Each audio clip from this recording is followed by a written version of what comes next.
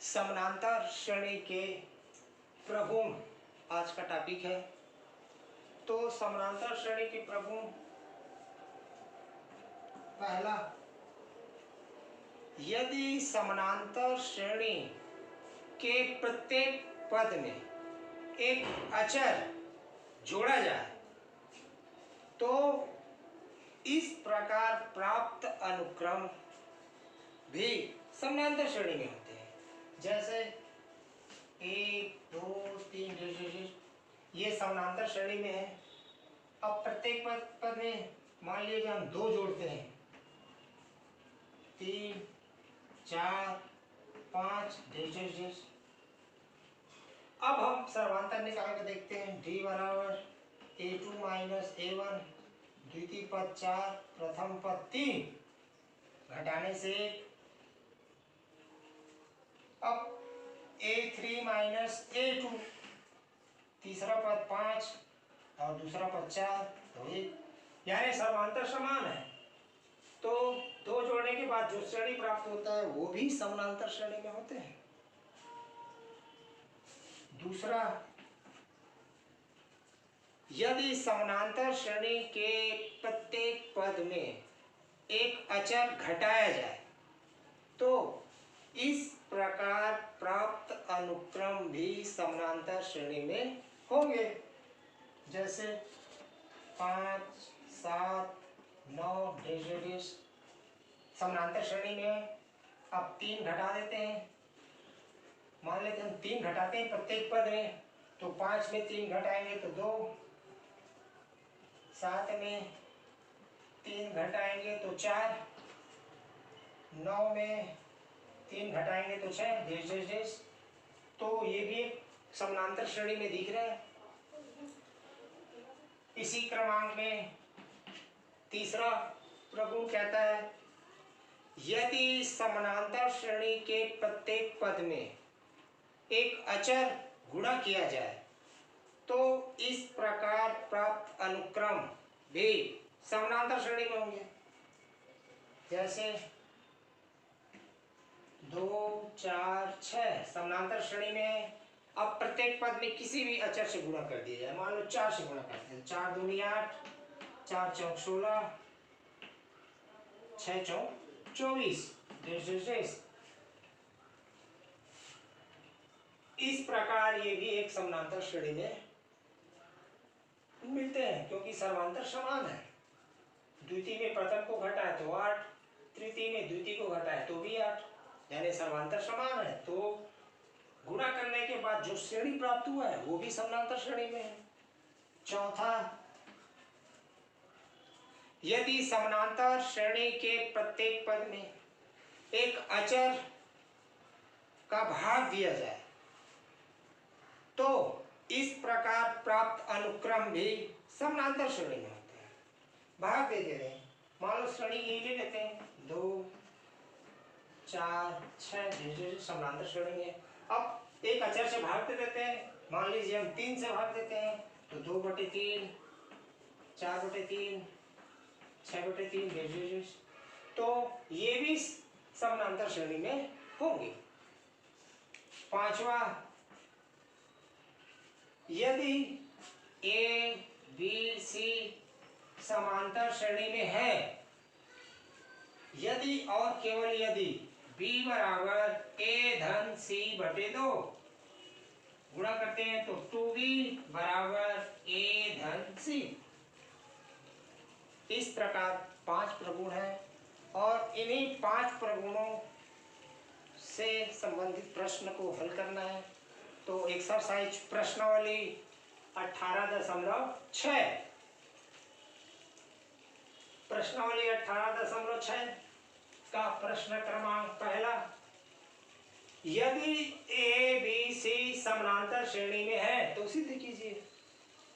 पहला प्रश्न क्रमांक पहला का पहला, 2/BC 2/CA 2/AB समानांतर श्रेणी में होंगे।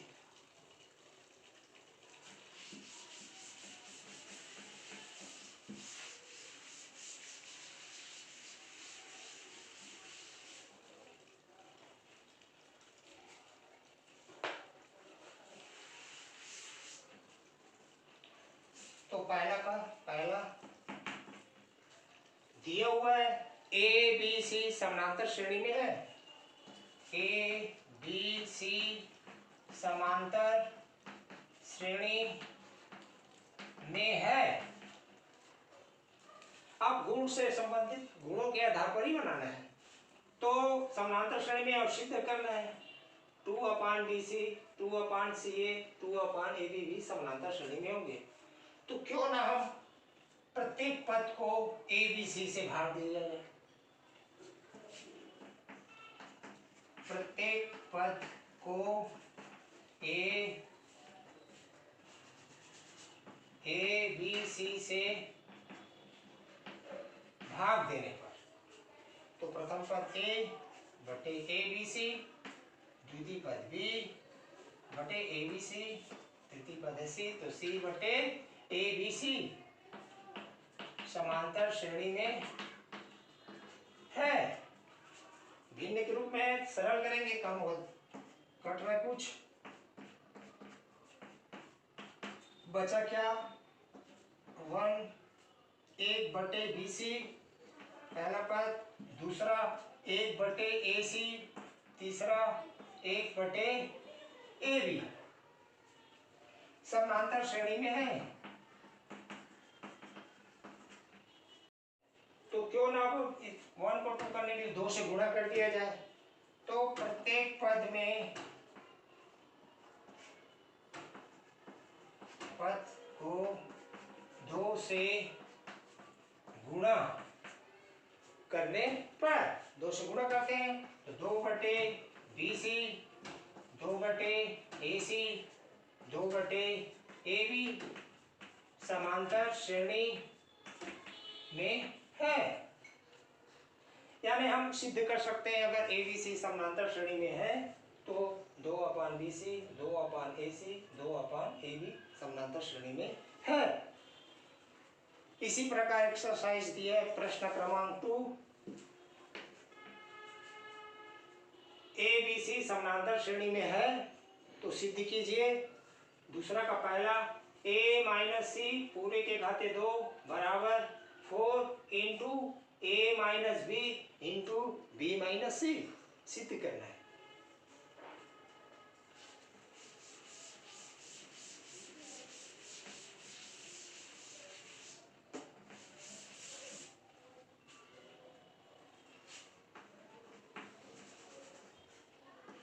दूसरा का पहला तो दिया हुआ है A B C समांतर श्रेणी में है, समांतर श्रेणी में है तो हम जानते हैं 2B बराबर A धन C, तो B बराबर A धन C बटे 2, B का मान निकाल दिए। अब हम लेफ्ट या राइट लेकर दोनों को बराबर कर सकते हैं, तो हम लेते हैं बड़ी पद लेते हैं, तो right hand side 4 into A minus B into B minus C। अब B का मान दिया हुआ है A धन C बटे 2, तो मान रखते हैं जहां जहां B है वहां, तो 4 इंटू A माइनस A धन C बटे 2 इंटू फिर भी का मान रखते हैं A धन C बटे 2 माइनस C। अब सरल करते हैं तो 2 उससे गुणा हो जाएगा तो 2A माइनस और माइनस चिन्ह से गुणा होगा तो माइनस A माइनस C बटे 2। इसी प्रकार सेकंड पद को सरल करते हैं तो A धन C माइनस 2C बटे 2। अब सरल करते हैं और इसको सरल तो 4 2A में घटा दिए तो A माइनस C बटे 2 इंटू C कम हो जाएगा तो A माइनस C बटे 2, कुछ सरल हो रहा है 2 एकम 2 2 दूनी 4 2 एकम 2 2 एकम 2, तो बचा क्या A minus C into A minus C। सरल करने से गुणा करते हैं तो A माइनस C पूरे के घाते 2 जो कि लेफ्ट हैंड साइड है, लेफ्ट हैंड साइड इधर है आपका राइट हैंड साइड।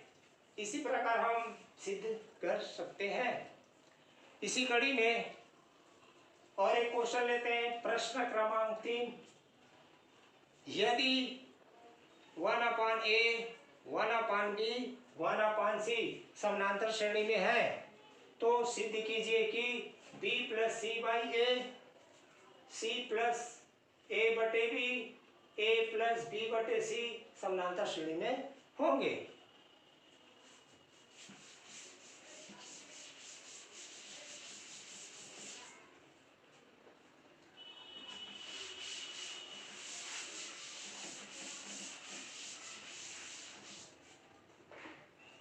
क्वेश्चन क्रमांक 3 का पहला दिया हुआ है 1/a 1/b 1/c समांतर श्रेणी में है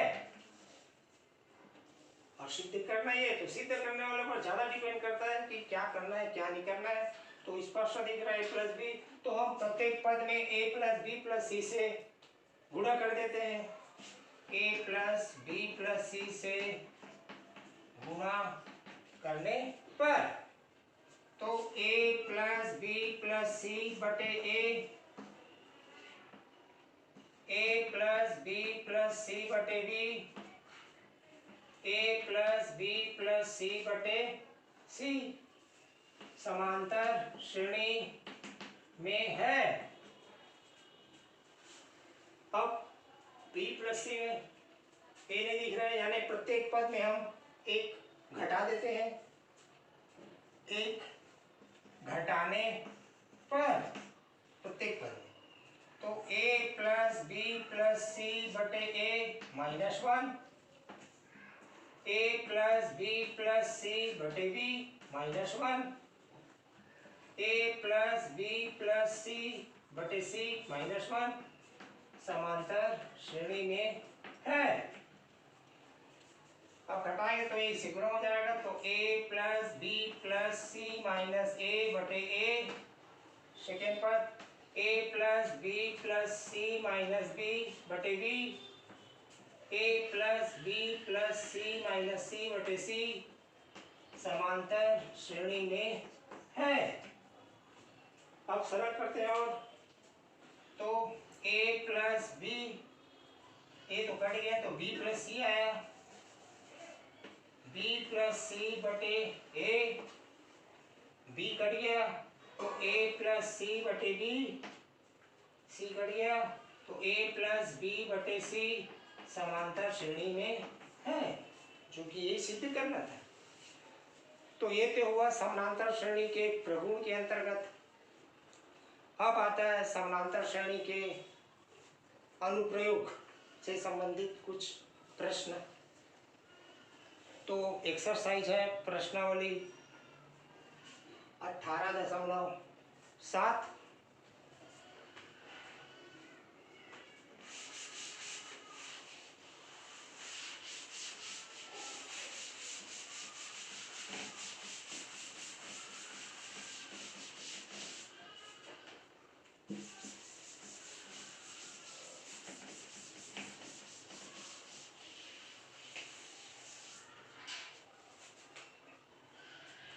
18.7 का प्रश्न पहला। अशोक एक पुराने स्कूटर को 12,000 रुपए में खरीदता है। वह 6,000 रुपए नगद भुगतान करता है और शेष राशि को 500 रुपए की वार्षिक किस्त के अतिरिक्त उस धन पर जिसका भुगतान न किया गया हो 12% वार्षिक ब्याज भी देता है। तो अशोक को स्कूटर की कुल कितनी कीमत देनी पड़ेगी? ये प्रश्न 18.7 का पहला है। एक स्कूटर खरीदने के लिए जाता है और स्कूटर की कीमत 12,000 रुपये और तत्काल दे देता है 6,000, तो शेष बच जाता है 6,000। तो 6,000 को किस्तों में भुगतान करता है। तो किस्तों में भुगतान करने के लिए वो टारगेट रखता है कि 500 रुपये वार्षिक किस्त के अतिरिक्त शेष राशि पर 12% वार्षिक ब्याज भी देता है। तो कुल राशि ज्ञात करना है।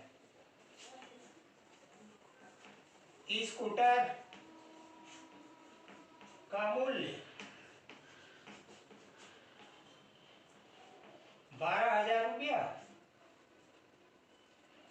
नगद भुगतान 6,000 रुपया। तो शेष राशि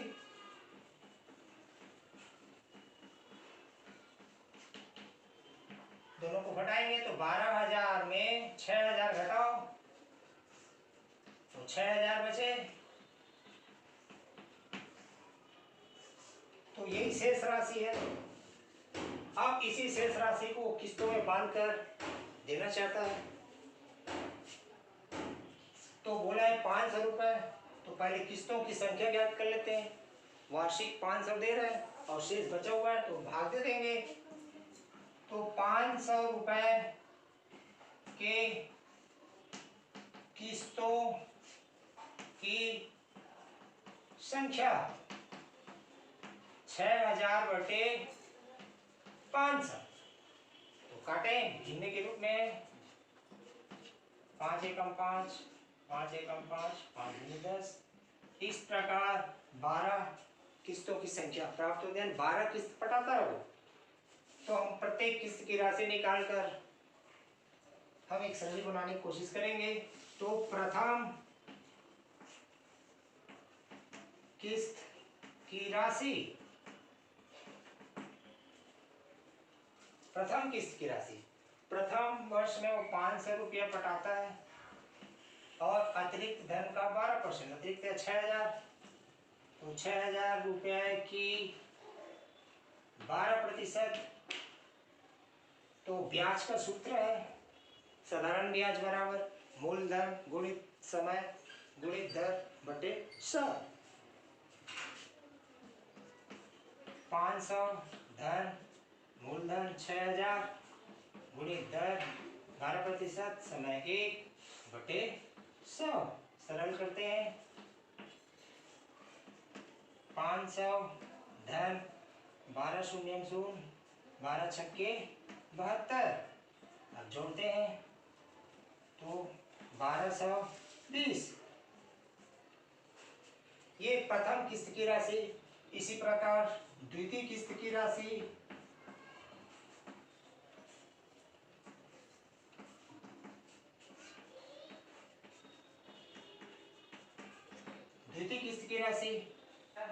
और अतिरिक्त कितना बचा? 500 रुपये पटा चुके हैं और शेष राशि है आपका 6,000। तो कितना है? 6,000 में 5 घटाना पड़ेगा, फिर इसका 12%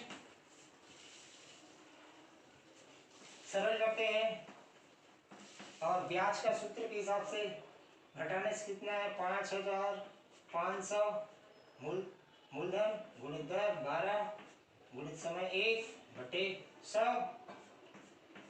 कट गया। अब गुणा करते हैं। 12 पंचे 60, 12 पंचे 60, 60 और 6 66। जोड़े 0 6 6 5 11। तो 1160 इकाई टूट गया।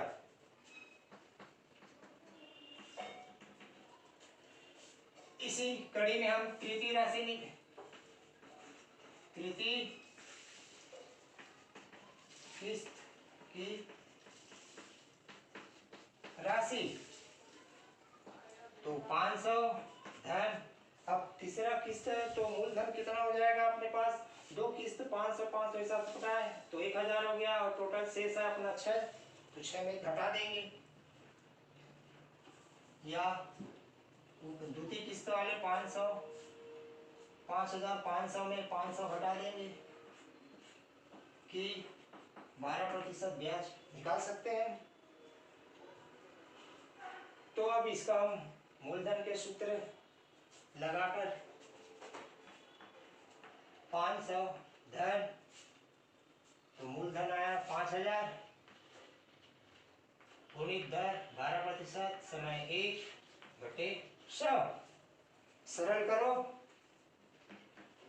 500 धन 0 0 कट गया तो 12 पंचे 60, 600 जोड़ने से 1100 रुपया। इसी प्रकार हम निकाल सकते हैं आगे, और तो हम एक क्रमांक श्रेणी बना सकते हैं। तो पहला 1220, दूसरा किस्त है 1160, तीसरा किस्त है 1100। इसी प्रकार आगे बढ़ना है। तो अब चेक करना है ये श्रेणी में है या नहीं। तो अपने को तो मालूम है, प्रथम पद A1 1220, द्वितीय पद 1160, तृतीय पद 1100। तो हम समांतर निकाल A2 माइनस A1। तो A2 दिया है आपका 1160 माइनस 1220, कितना है -60। इसी कड़ी में A3 माइनस A2, A3 है 1100 और A2 है 1160, तो आया -60। यानी इस प्रकार सर्वांतर समान है। तो सिद्ध हो गया कि ये जो दी गई है अनुक्रम समानांतर श्रेणी में है। समानांतर श्रेणी में है यानी हम किस्तों का योगफल ज्ञात कर सकते हैं।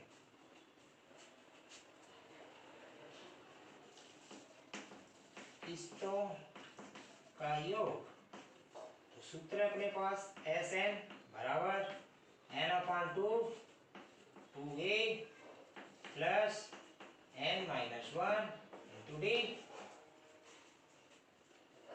तो मान रख सकते हैं n दिया है किस्तों की संख्या, किस्तों की संख्या दिया हुआ अपने पास 12। तो S 12/2 2। एक प्रथम पद है आपका 1220 धन n 12-1 d दिया है -60। अब यहाँ से सरल कर सकते हैं। तो 6 एकम 6 2 से 2 एकम 2 2 छक्के 12। तो 6 2 से गुणा करते हैं, 2 शून्य 0 2 दूनी 4 2 दूनी 4 2 एकम 2 धन और ऋण 11 गुणित 60। तो 6 इंटू 2 4 4 0 माइनस गुणा करते हैं 60 एक 11 शून्य 0 11 छक्के 66। अब घटाओ 0 4 में 6 तो 14 14 में 6 गया 8। अब ये 13 13 में 6 गया 7, सिलाई 2 में गया 1। अब 6 से गुणा करते हैं तो 6 शून्य 0 6 48 का 8 हासिल है 4 6 सत्ते 42 और हासिल लाए जोड़ेंगे तो 4 तो 46 46 का 6 हासिल है 4 6 कम 6 6 4 10। इस प्रकार किस्तों का योग 10,680 रुपये प्राप्त होता है। तो अपने को स्कूटर की कुल कीमत ज्ञात करना है।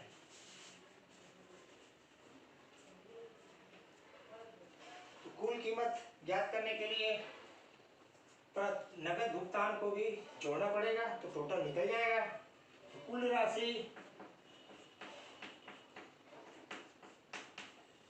राशि नगद भुगतान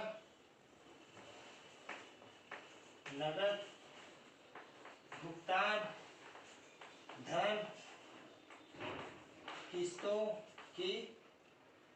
किस्तों का योग।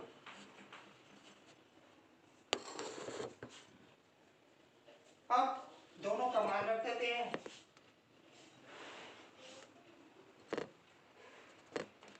नगद भुगतान 6000 धन किस्तों का योग दिया है 10,680। जोड़ते हैं तो 16,680 रुपया प्राप्त हुआ। यानी अशोक ने स्कूटर की कुल कीमत 16,680 रुपया पड़ता है। इसी के अंतर्गत आगे प्रश्नावली 18.7 का क्वेश्चन क्रमांक 4, 62,400 रुपये की ऋण को 30 किस्तों में वापस करता है, जिसमें से प्रत्येक किस्त अपनी पूर्व किस्त से 100 रुपया अधिक है। तो प्रथम किस्त ज्ञात कीजिए। 62,400 रुपये है टोटल ऋण, और किस्तों की संख्या दी है टोटल, यानी योग हो गया ये,